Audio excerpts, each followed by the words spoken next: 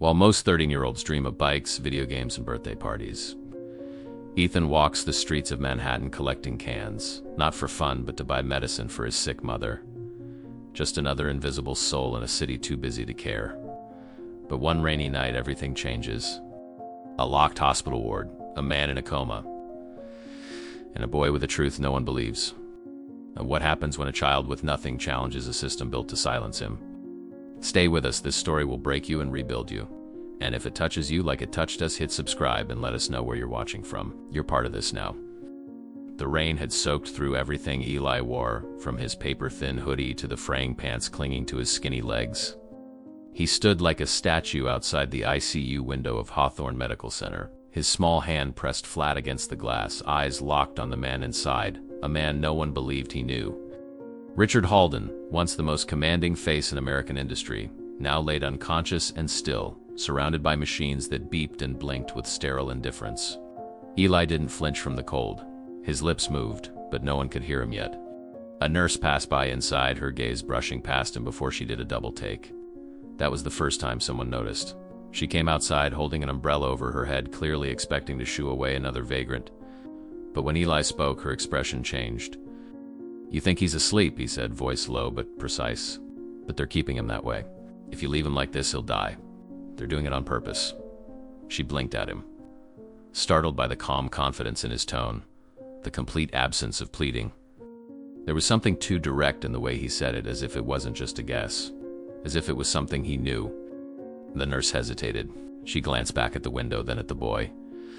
"Who are you?" she asked, her voice unsteady. "How do you know Mr. Halden?" Eli didn't answer. "Not directly. Asked him what's in the third four bag," he said, nodding toward the room. "Not the first, not the one that's labeled. The one at the back. Ask him why it doesn't have a name on it." Her brows furrowed, but before she could say anything else, the security guards emerged through the automatic doors, alerted by a silent alarm. "He's not allowed here," one of them barked. They grabbed Eli by the shoulders with the ease of routine, as though they'd done this dozens of times before. He didn't struggle, but even as they began to drag him away, his eyes didn't leave the woman's face. "You're not a bad person," he told her. "But they count on that. They count on people like you looking the other way." The nurse stood frozen as the boy disappeared into the storm again. Something about his tone unnerved her. Not angry, not desperate. It was the kind of voice that doesn't want to convince you. It only says what it came to say.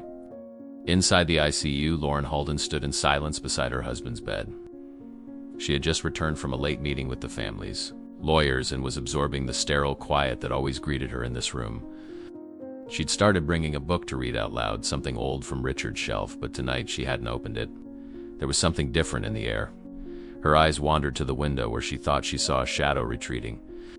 She was about to look away when a muffled voice filtered through the thick pane, too faint to make out, but oddly magnetic. She turned toward the hallway and stepped out. "Is everything all right?"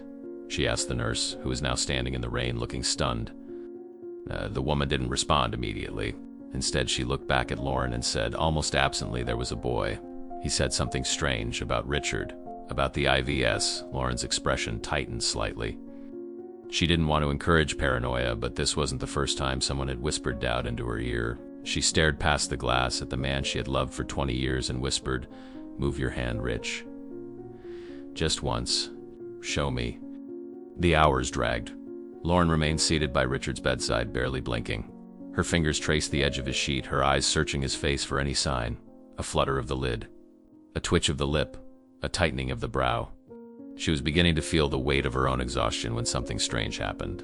His left pinky flexed slightly. Barely a movement, but she saw it, or thought she did. She leaned closer, heart pounding. "Richard," she whispered, afraid of her own voice.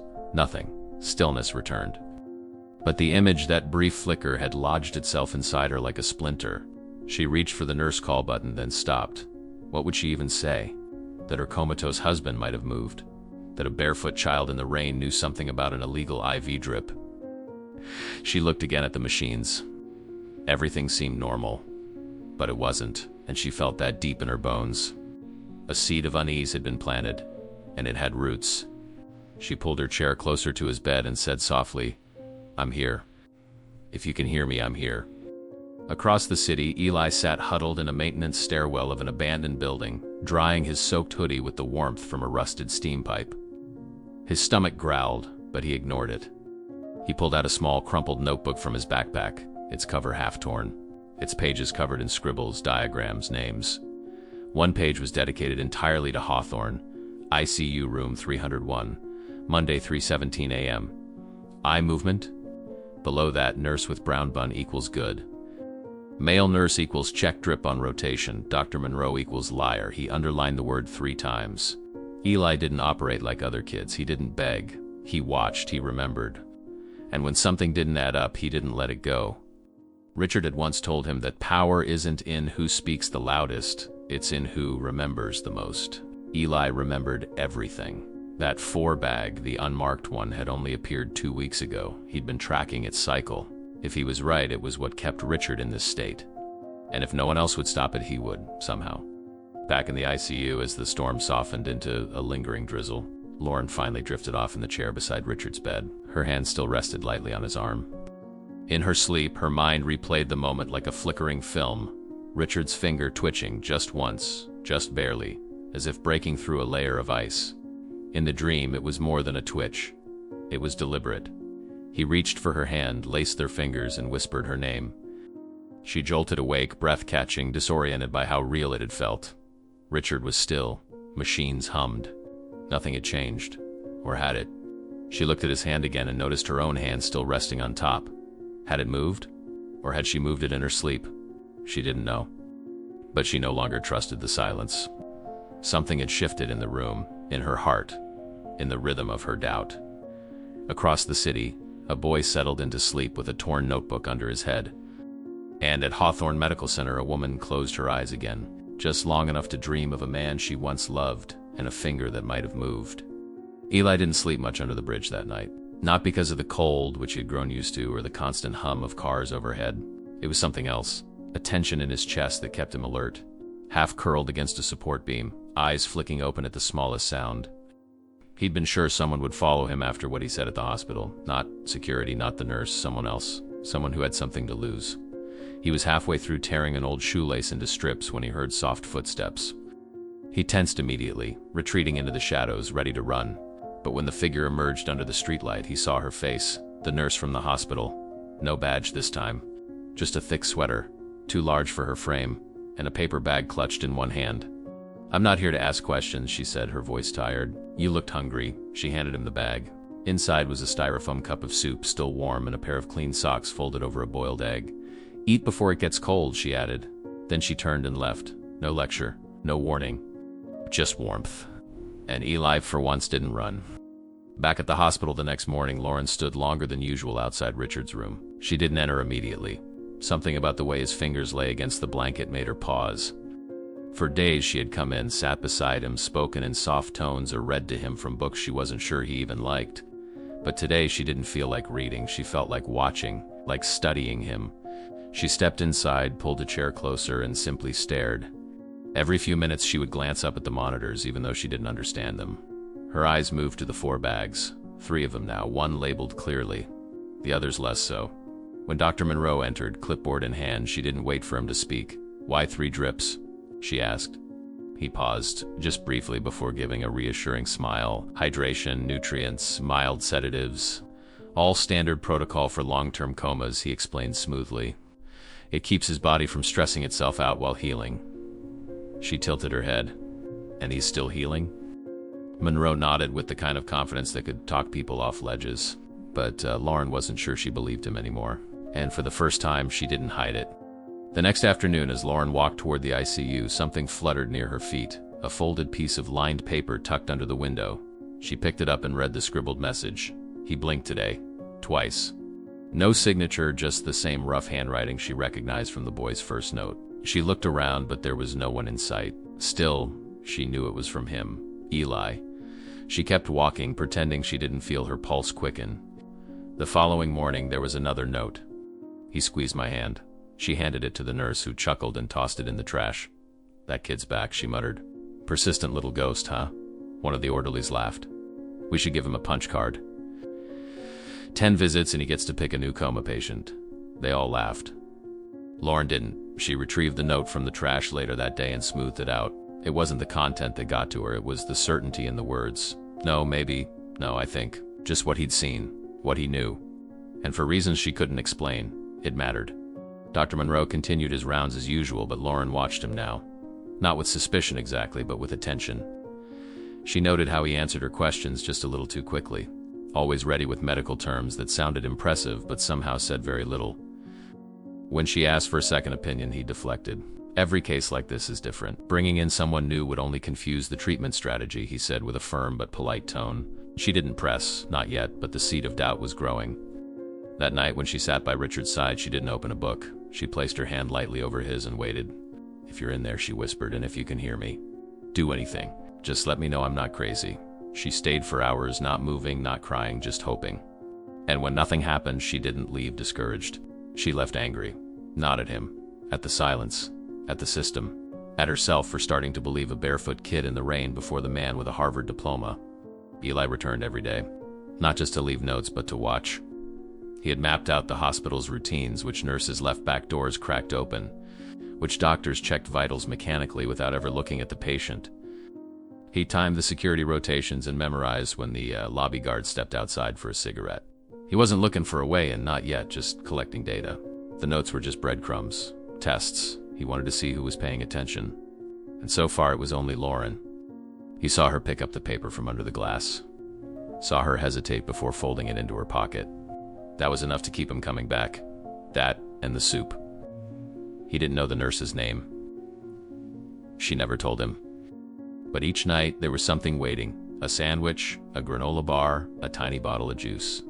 He left thank you notes taped to the bottom of the trash bin near the staff entrance. She never replied. That was fine. Ghosts didn't need conversations. Just quiet kindness. And so the days fell into rhythm. Lauren would visit Richard, staying longer now, watching more, questioning Monroe with growing boldness. Eli would return like clockwork, always quiet, always alone, leaving behind his small truths scratched on cheap paper. The hospital staff began to roll their eyes at the sight of his scribbles. "Kid's got a savior complex," one nurse muttered. "Or a death wish," said another. But Lauren didn't laugh. Each message, no matter how small, felt like a puzzle piece being handed to her. And whether she admitted it or not, she was starting to believe them, because the boy wasn't guessing, he wasn't hoping, he was reporting. She tucked his latest note. He turned his head today, just an inch, into her purse, folded between her wallet and Richard's wedding band. When the shift nurse asked her what it was, she replied without flinching, "Something I'm not ready to throw away yet." Inside Richard Halden's mind, there was no darkness, not entirely. There were fragments, moments that fluttered by without form or clarity, echoes of a world he could no longer reach. He heard the clatter of shoes on pavement, laughter that didn't belong to him. A boy yelling his name, not Richard, but Richie, a name he hadn't heard in decades. Faces appeared and vanished, his mother's profile, his father's watch. A ball rolling into the street, a dog barking behind a fence, then silence again. In that silence, a single laugh broke through, high, light, and scratchy. It wasn't one of his memories. It didn't belong to his past. It was current, alive.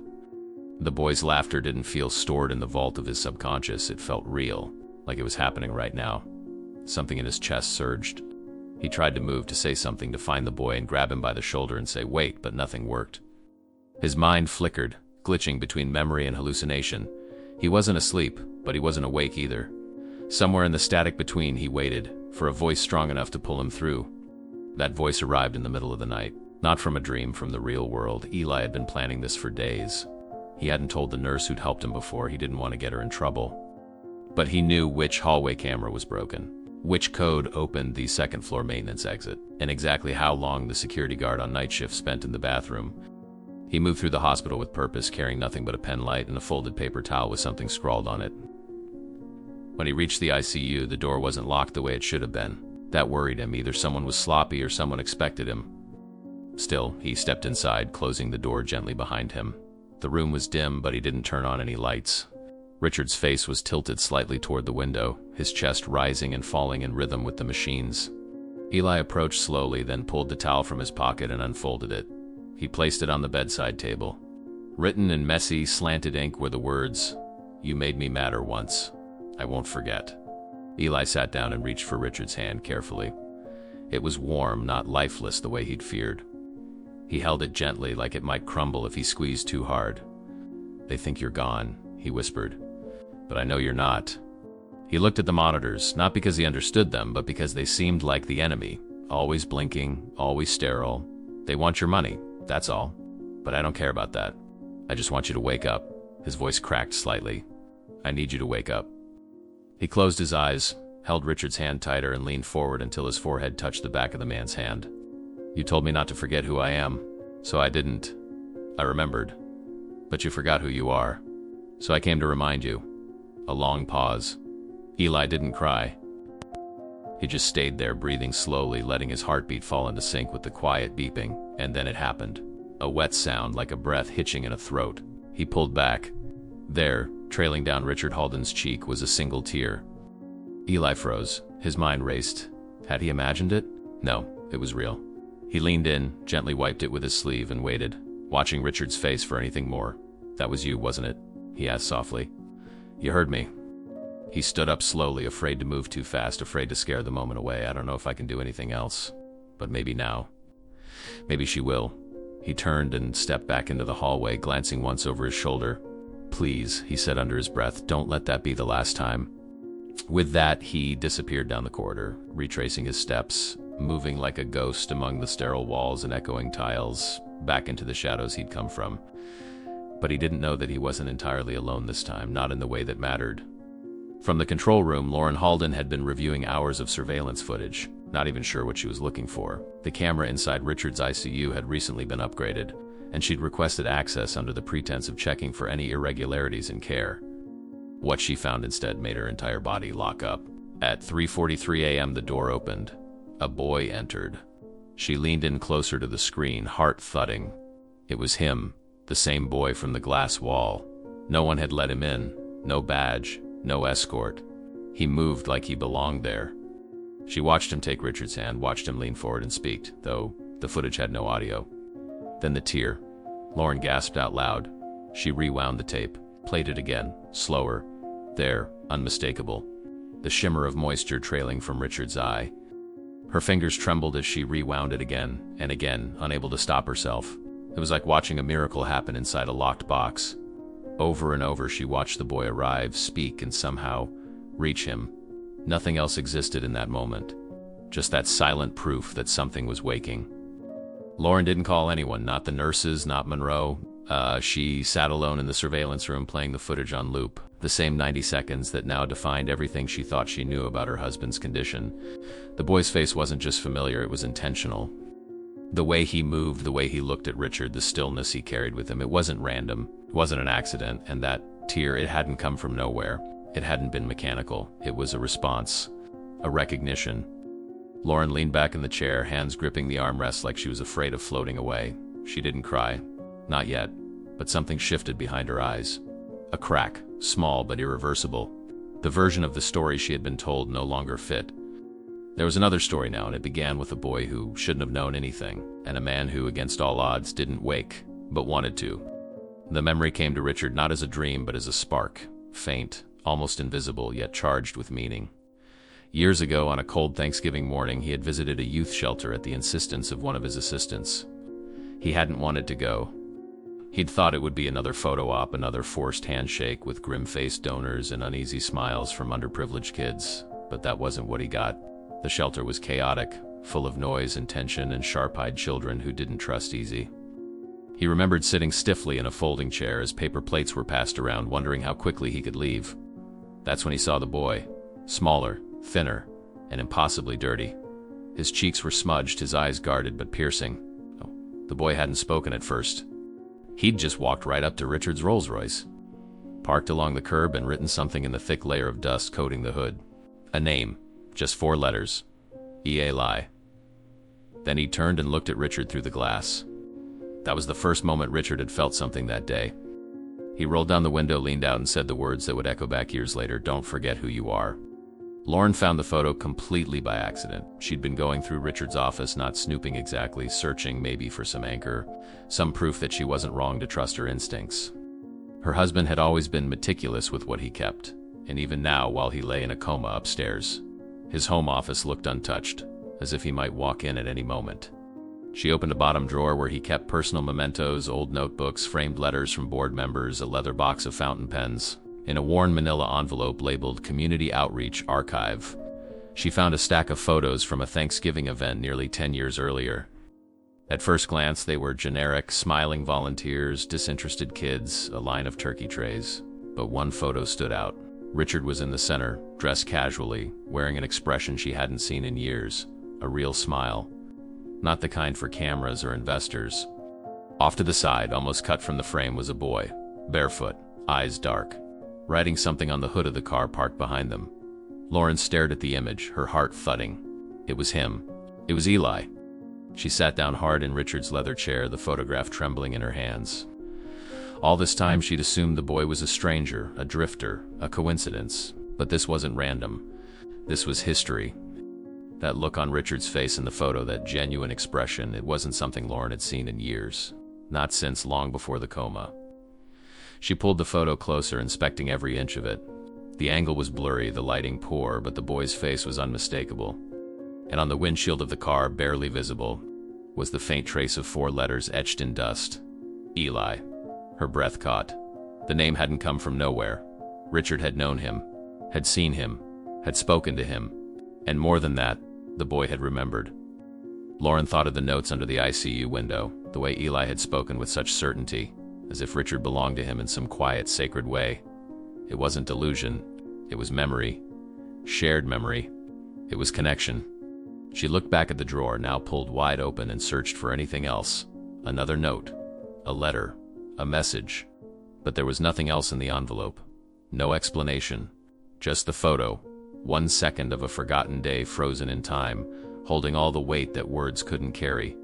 Lauren traced her fingers over the boy's silhouette in the image, wondering how old he had been then. 8? 9? Was that the first time they'd met? The only time? Or had Richard kept in touch somehow, quietly, without telling anyone? The thought unsettled her. Not because it was hidden, but because it meant there had always been more to Richard than what she'd seen.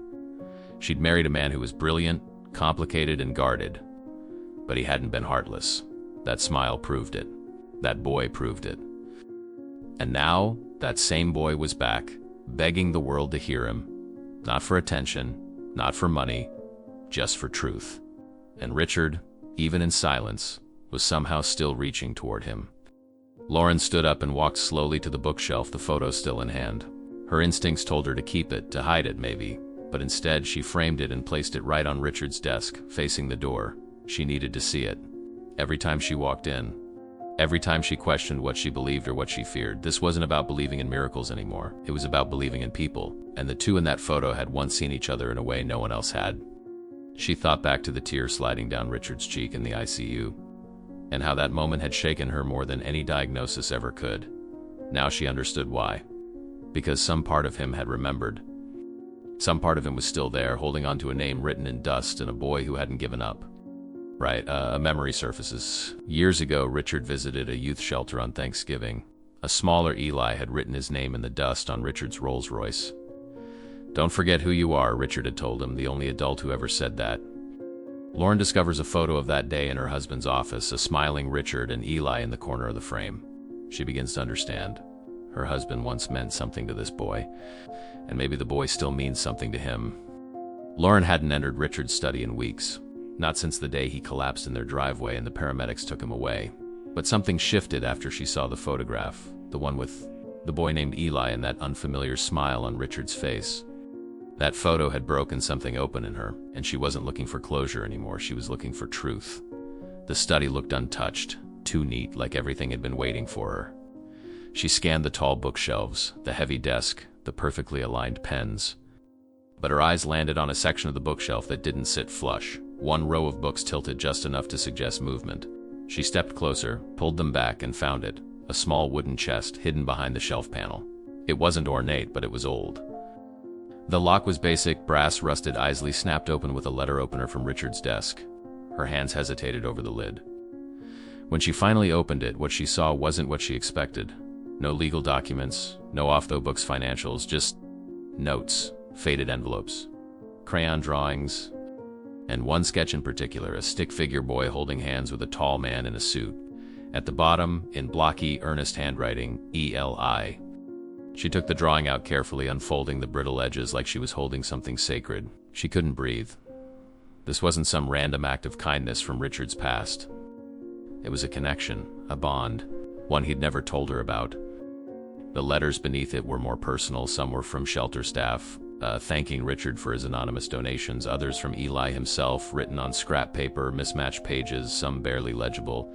"Thank you for coming back that time," one read. "I told the others you weren't fake." Another one said, "I still have the socks you gave me. I only wear them when I'm really cold." Lauren read them one by one, her fingers trembling. This boy had written to Richard like a son writes to a father who lives far away. And Richard had kept every single piece. Her eyes welled up, not with grief this time, but with guilt. All these years she'd thought she knew who her husband was.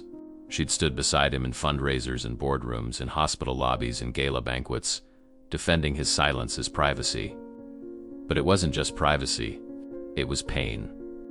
And somewhere along the way she had stopped seeing the man behind the glass. Her mind raced back to the hospital, to the machines, to the forced stillness of Richard's body. He wasn't slipping away naturally, that was the lie they'd all been told. What if he wasn't failing on his own? What if someone was making sure he never woke up? The pieces began to click together, Monroe's vague answers. The lack of any second opinion, the reluctance to change treatment plans, and most of all, Eli's presence, his certainty. It wasn't guesswork. It wasn't the delusion of a desperate kid. He knew. And Lauren, with her silence, her passive trust in protocol, had done nothing. Her grief ignited into something sharper, something with edges, rage. She picked up the box and the photo of Eli and stormed out of the room. She didn't even stop to grab her coat. She didn't care. She had to see the boy. She had to see him now. There was no more waiting, no more wondering. Whatever happened next, she would no longer stand still. She arrived at the hospital out of breath, hair tangled, the small chest tucked under her arm like evidence in a courtroom. The receptionist didn't question her. No one did. It was as if they could see it in her eyes. She was done playing roles. She walked straight to the ICU hallway where Eli sat cross-legged on the floor, knees hugged to his chest, looking up at the blank monitor that displayed Richard's vitals like they were lines of a story only he could read. He looked up when she approached, but didn't speak. He didn't need to. Lauren sat down beside him, the chest between them. "I found it," she said. He looked at her, surprised. The drawing, the letters, all of it. He kept them. She opened the lid just enough for him to see the contents. His expression didn't change, but his hands clenched in his lap. "I told you he wasn't gone," he whispered. "Not really." She nodded slowly. "I know that now." They sat in silence, the hallway quiet except for the occasional beep from the machines beyond the glass. Lauren looked at the boy, this quiet, persistent witness, and realized he had never once begged for her to believe him. He just waited. Finally, she asked the question that had been boiling in her chest for days. "What do I do, Eli?" Her voice cracked. "What would you do if it were your family lying in there?" He didn't answer right away. He studied her, not like a child studies an adult, but like a person deciding if the other one deserved the truth. His voice was steady when he finally spoke.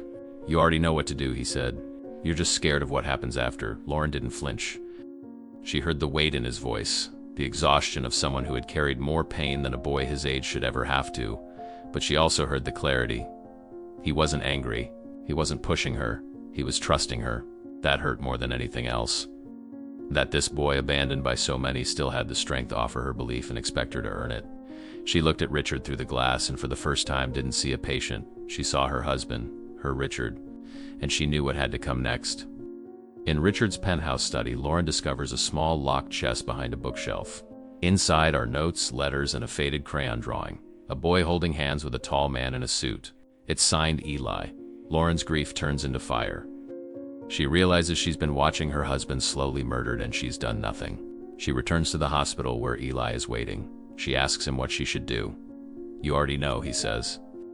Lauren didn't know what she was looking for at first. She only knew she couldn't sit still anymore. After speaking with Eli, after hearing the certainty in his voice and seeing the quiet conviction in his eyes, she realized that trusting the system had become a form of surrender.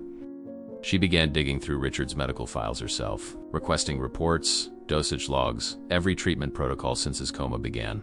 She pulled strings. She called in favors. Her last name, her fortune, still carried weight. What she found made her go still. Page after page, chart after chart, Richard had been given high doses of Midnornex, an experimental sedative not cleared for long-term use, and certainly not for coma patients. The doses weren't standard. They weren't even consistent.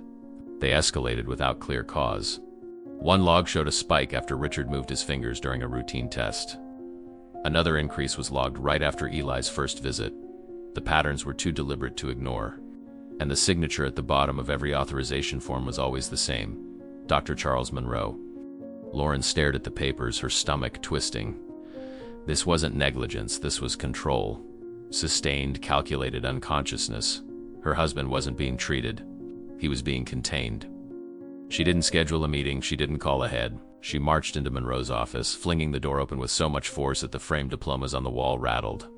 He looked up, unsurprised, almost bored. "Lauren," he said smoothly, "I assume you've read things you weren't supposed to." She slammed the folder onto his desk. "You drugged him," she said, voice low and shaking with fury. "You've kept him under intentionally.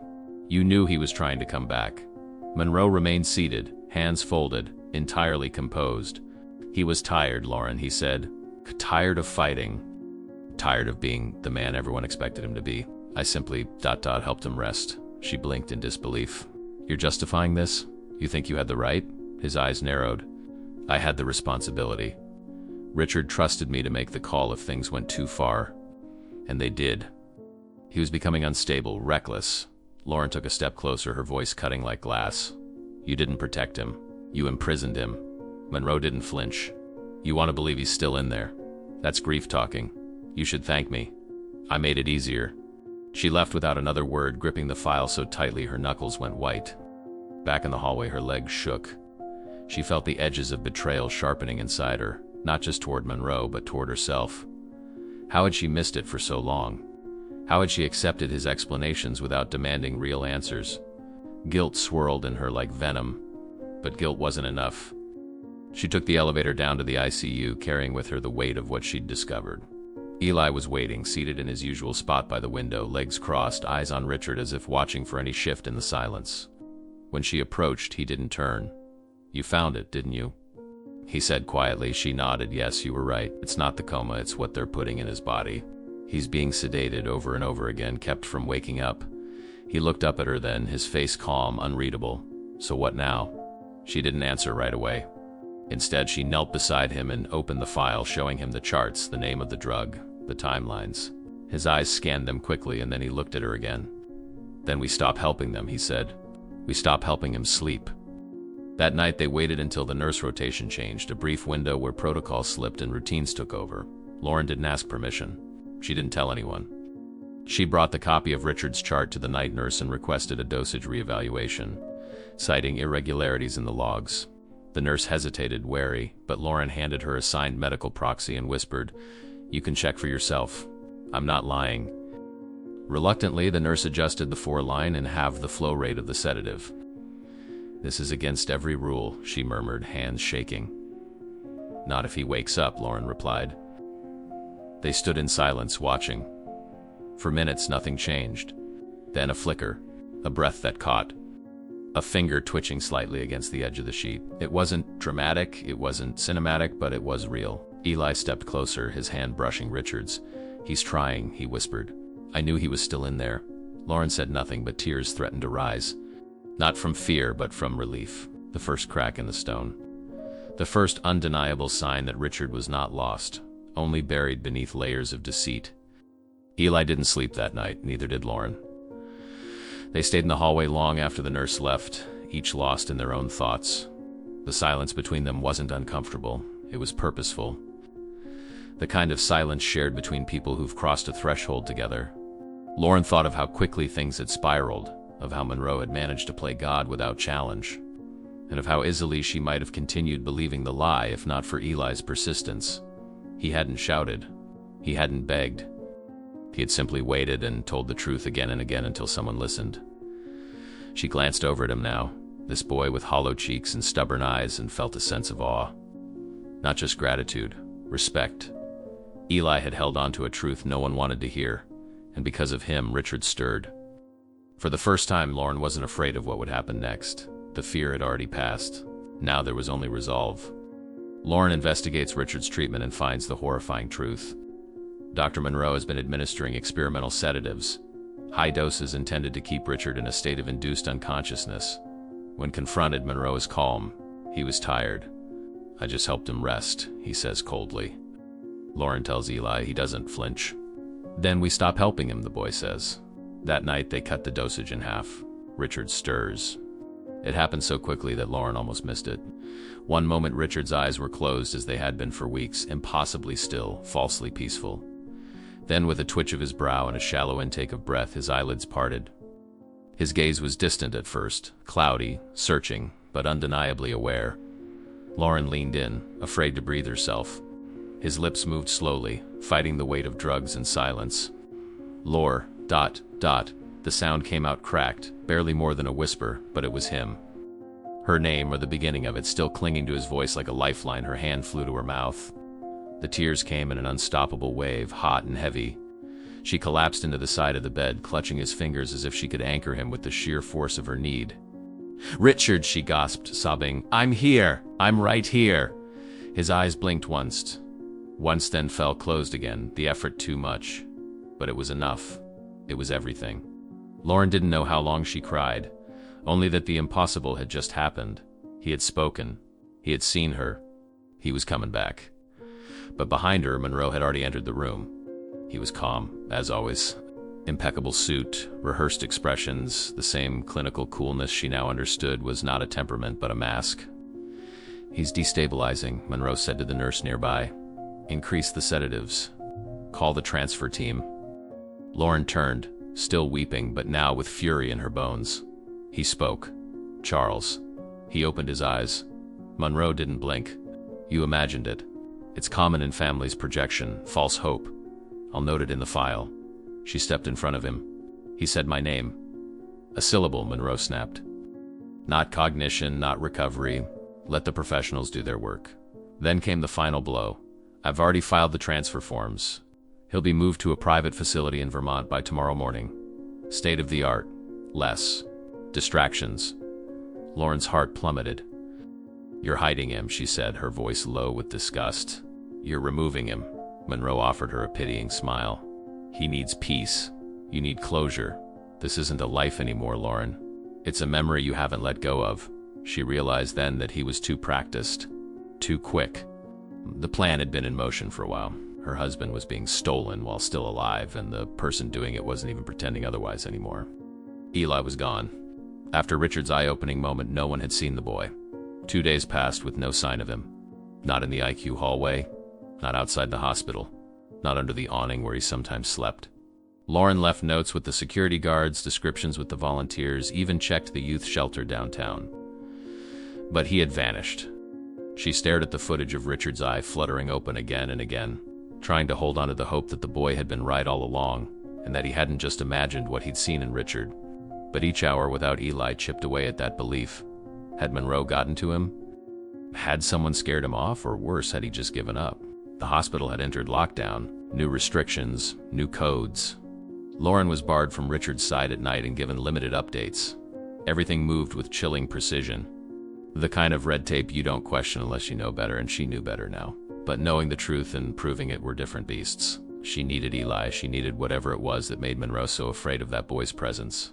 She needed his clarity, his courage. Without it, she was drowning. On the third night, just after midnight, she heard a knock on her window. She was staying in her car outside the hospital, refusing to go home, unwilling to leave Richard behind. She sat up, startled, and saw him. Eli, thinner than before, hoodie soaked from rain. She flung the door open. "Where the hell were you?" she demanded, part relief, part accusation. He didn't answer at first. Just reached into his pocket and pulled out an old-fashioned tape recorder. Her heart stuttered. "What is that?" He looked her dead in the eyes. It was in Monroe's car, hidden under the driver's seat. "I took it." "You what?" He leaves the window cracked. "I know how to hotwire. I didn't break anything." He pressed play. The audio was scratchy but clear enough. Monroe's voice, smooth as ever. The wife's getting soft. "Once he's declared brain dead, it's all mine." A second voice, probably a lawyer, muttered something inaudible.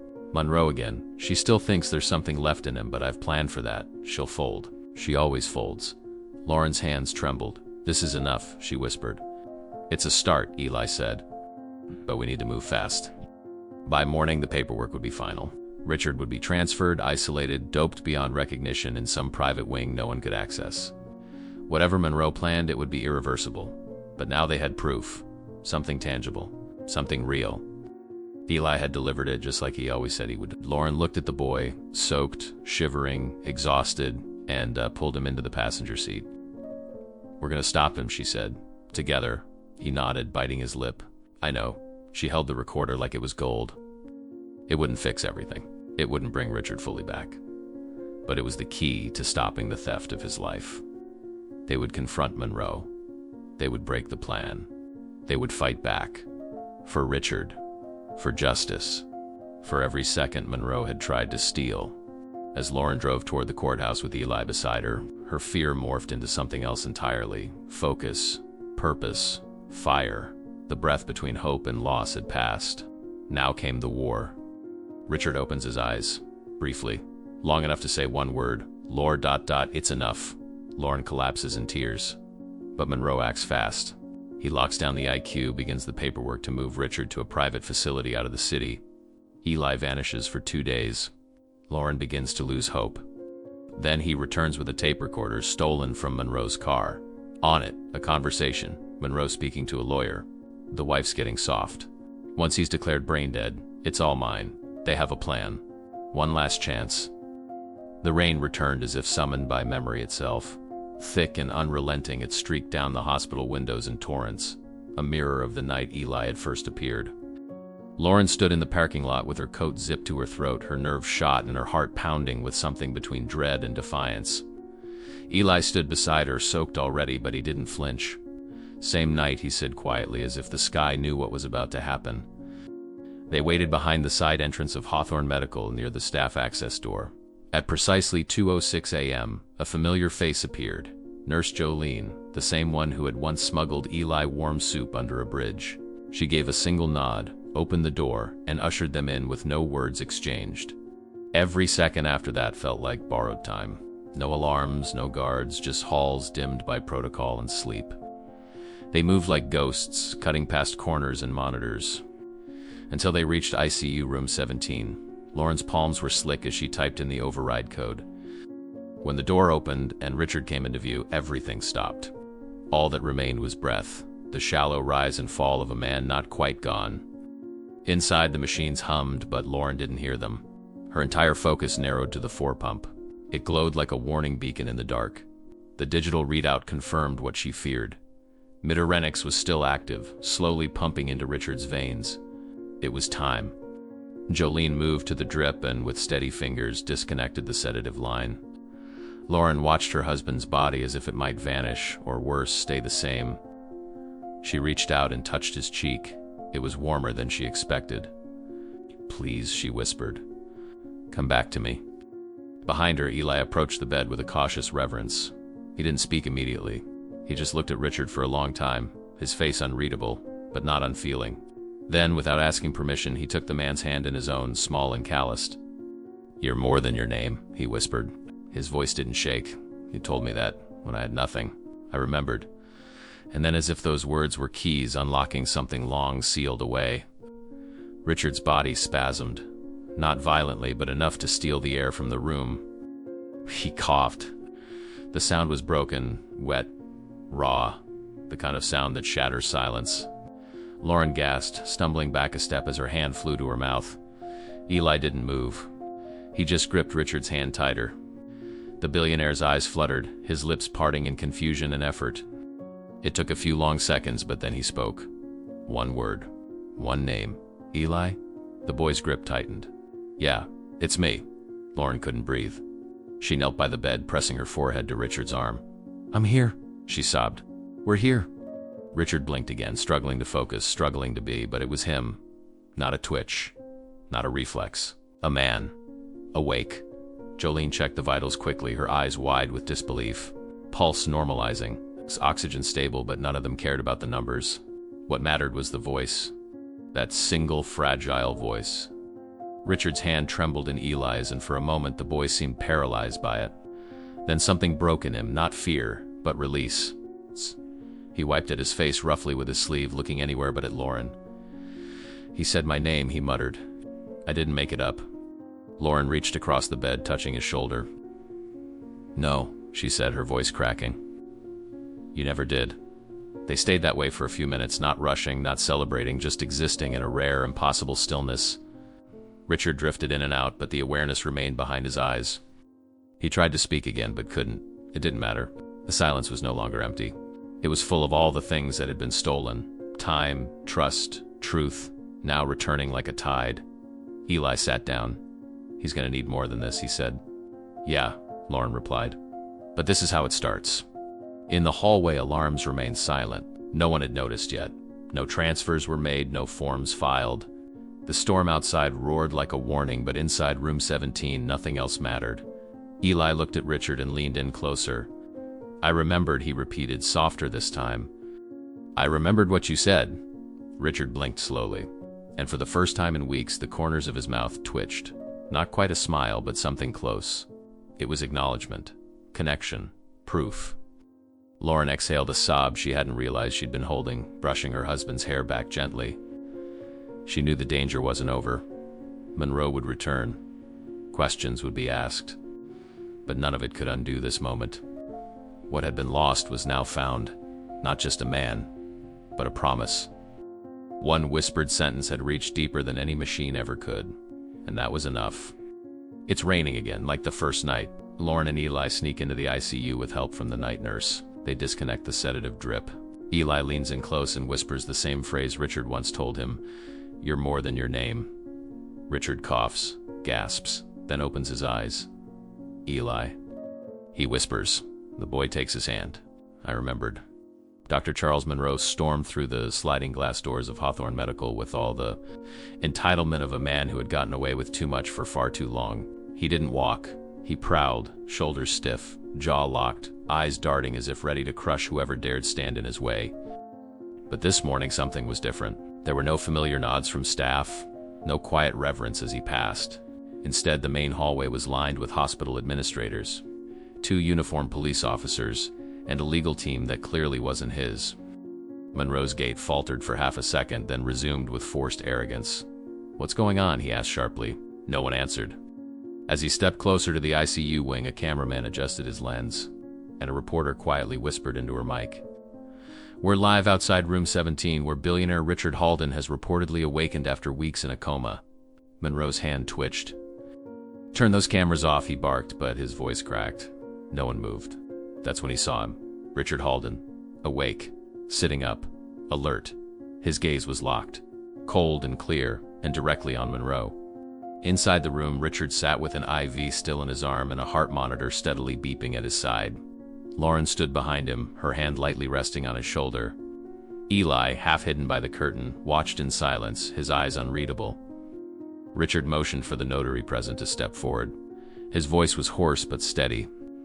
"This statement is to confirm that I, Richard John Halden, hereby revoke all prior medical power of attorney granted to Dr. Charles Monroe." The lawyer handed him the form, and Richard signed it with trembling fingers but unmistakable clarity. "Effective immediately, all decisions regarding my health will be made by my wife, Lauren Halden." The room was silent except for the scratching of pen against paper. Monroe's expression faltered. "This is absurd," he spat. "He's compromised. This is illegal." Lauren stepped forward. "No, Charles. What's illegal is keeping a conscious man in chemical sleep for profit. What's illegal is falsifying his medical charts. And what's unforgivable," she added, voice shaking, "is underestimating the people who love him." As Monroe began to speak again, the 2 officers stepped forward. "Dr. Monroe," one said, reading from a folded document, "you're under arrest for medical malpractice, unlawful chemical administration, obstruction of medical records, and attempted manslaughter." Monroe's eyes bulged. "This is ridiculous," he hissed. "You can't." But his hands were already being pulled behind his back, cuffs clicking with finality. Cameras clicked. The silence that followed was not respectful. It was relief. Richard watched without emotion as the man who had tried to bury him alive was led away like a common criminal. Monroe twisted in protest. "This hospital will collapse without me. You'll all regret this."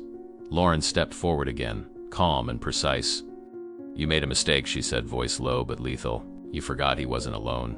For the first time, Monroe didn't have a comeback. The doors shut behind him. As the tension slowly drained from the room, Lauren turned around. Eli was still there, standing quietly, his hands tucked into his sleeves. She walked over to him and crouched down to his eye level. "Neither are you," she said softly. Eli blinked, like he wasn't sure she meant it. "I don't need anything," he said quickly, defensive. "I'm good," she smiled sadly. "I know that's what you tell yourself. I used to say it too. Doesn't mean it's true." His shoulders shifted slightly, like he didn't know what to do with her kindness. "I didn't do it for a reward," he added. "Madam," she said, "that's why it matters." Behind them, Richard was leaning forward now, calling his wife's name gently, his voice steadier. "Let him stay," he said. "He belongs here." Eli didn't answer. He just looked down, pretending his eyes weren't full of tears. But Lauren saw them. She saw everything, and she stayed right there beside him until he finally nodded. Later, while the reporters packed up and the lawyers dispersed, Lauren and Eli sat outside the room together, not speaking. They didn't need to. She offered him a protein bar from her purse. He took it. "What happens now?" he asked after a long silence. "Now," she said, "we rebuild." He looked at her for a beat. "You mean your life?" "Ours," she corrected. He didn't argue. There were still things to untangle. Insurance, hearings, medical recovery. But the tower had fallen. The man who tried to silence a boy for speaking the truth was gone. And in his place stood something new, fragile maybe, but real. They had won not with force, but with belief. And that kind of victory, Eli was beginning to understand, could last forever if you let it. Dr. Monroe storms into the hospital the next morning to find cameras rolling, lawyers present, and Richard sitting upright in bed. In a slow, steady voice, the billionaire signs away medical control to Lauren and gives a statement. Monroe is arrested for medical malpractice and attempted manslaughter. Lauren watches him being escorted out. "You made a mistake," she says. "You forgot he wasn't alone." She turns to Eli. "Neither are you." Weeks had passed since the world last held its breath for Richard Halden. And now he walked, not with the power of a mogul returning to his throne, but with the measured steps of a man learning how to live again. Physical therapy had stripped away his pride and given him something better: presence. Every movement was deliberate, but more importantly, every moment mattered. Lauren had stood by him through it all, watching the strength in his legs return while the fog in his eyes slowly cleared. But the quiet, most meaningful progress wasn't happening in hospital rooms or boardrooms. It was happening in the corners of their apartment. In the seat at the dinner table where a boy now sat. No formal declarations had been made. No courtrooms visited. No adoption forms signed. But Eli lived with them now. He came and went freely, never needing to ask. His name was on the mailbox below theirs. There was a room that belonged to him, not borrowed, not temporary, and inside it a window he could open whenever he wanted. And that, more than any legal document, told him what he needed to know. The first few nights had been hard. Eli didn't speak much. He lingered in doorways, flinched at loud voices, and hoarded snacks in a backpack he refused to unpack. Trust, after all, doesn't bloom just because someone says you're safe now. It comes in layers, invisible ones. Lauren never pushed. She left his favorite cereal out each morning and started including his name in the group text she sent for dinner. Richard, still recovering, would sit on the balcony reading aloud from books he once loved, never once asking Eli to join, but always leaving a seat open. Slowly, Eli's edges softened. He began sitting through full meals. He answered when spoken to. He asked once if they had Wi-Fi, and Richard nearly wept with gratitude. There were no fireworks, no grand gestures, but there was presence. And in the Halden household, presence had become the rarest and most sacred currency. Lauren poured herself into something new, a housing project for youth like Eli. It wasn't charity, it was correction. She had sat on the sidelines of injustice for too long, and now she would build places where kids could be seen before they vanished. "You're not saving them," Eli said once, watching her sort through building permits at the table. "You're giving them somewhere to be." That comment stayed with her longer than any applause she'd received in her philanthropic career. Richard, still frail in body but sharper than ever in mind, made it official. A portion of the Halden fortune would be dedicated to the program. "Not in your name," Lauren had insisted. "In his." Eli had protested, but Richard only said, "We're not naming it after you, we're naming it for you." That distinction mattered. Eli didn't smile, but he didn't argue either. Some battles you lose with grace. On a late Sunday afternoon, Richard invited Eli to walk with him through Central Park. The boy hesitated, suspicious. "No reporters?" "Just us," Richard promised. They strolled without destination, Richard leaning heavily on his cane, Eli occasionally kicking at gravel but never straying far. The silence between them wasn't awkward, it was layered with things both of them knew but hadn't yet said. At one point they stopped at a bench. Richard sat. Eli stood. "You remember the shelter?" Richard asked. "You wrote your name in the dust on my car. I didn't forget." Eli said nothing, but he sat down beside him. They stayed that way for a long while. Finally, without turning his head, Richard said it. "I'm proud of you, son." The word hung in the air. Eli didn't speak. He didn't cry. He simply reached out and squeezed Richard's hand, and didn't let go.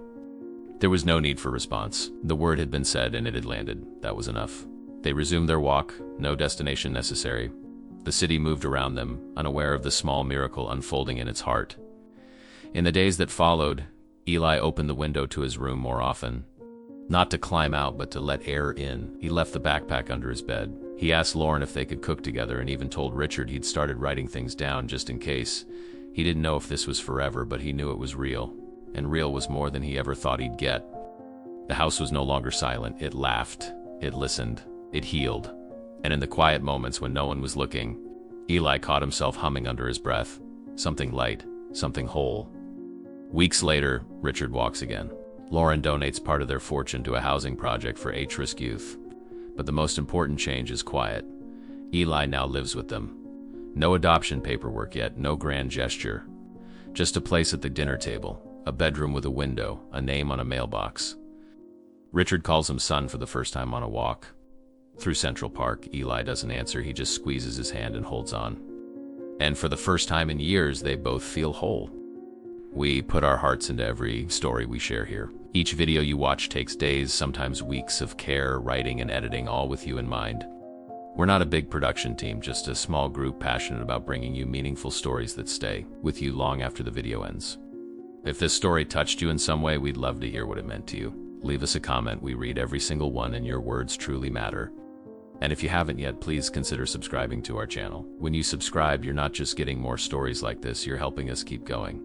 Your support allows us to keep creating these special moments for you and for everyone who needs a little more light in their day. Take a look at the other stories on our channel too. You might find another one that speaks right to your heart. Thank you for being with us. We're so grateful you're here.